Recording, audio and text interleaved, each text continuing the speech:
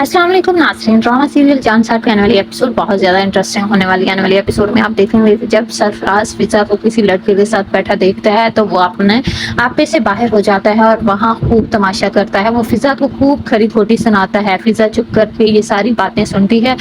वहाँ तमाशा लगाने के बाद वो फिजा को घसीटता हुआ घर लेकर आता है और घर आते ही वो गुस्से से पागल हो जाता है और कहता है कि ये ले संभालें अपनी बदकिरदार बहू को। अब मैं मजीद इसके साथ नहीं रह सकता। ये रेस्टोरेंट में अपने किसी आशिक के साथ बैठी हुई थी। ये बात मैंने बहुत कर लिया आपके कहने पर कॉम्प्रोमाइज, लेकिन अब मैं मजीद इस लड़की को अपने घर में बर्दाश्त नहीं कर सकता और मैं आज ही से तलाक दे दूंगा। ये बात सुनते पहले तो सुंबल चुप रहती है, लेकिन तलाक की बात सुनते ही सुंबल भी बोल पड़ती है कि इसमें फिजा भाभी का कोई कसूर नहीं। फिजा भाभी मेरे साथ गई थी और वो लड़का कोई और नहीं बल्कि फिजा था जिसे मैं पसंद करती थी और भाभी से मलवाने लेकर गई थी। वो भाभी का आशिक नहीं बल्कि हम दोनों एक दूसरे से प्यार करते हैं। ये बात सुनते ही सरफराज के तो पैरों तले से जमीन निकल जाती है। वो बजाय इस बात पर शर्मिंदा हो कि उसने इतना घटिया इल्जाम फिजा पर लगाया है, उल्टा फिर उसे ही सुनाना शुरू कर देता है कि मैं नहीं कहता था कि इस लड़की की सोहबत की वजह से हमारी सुंबल भी खराब हो जाएगी।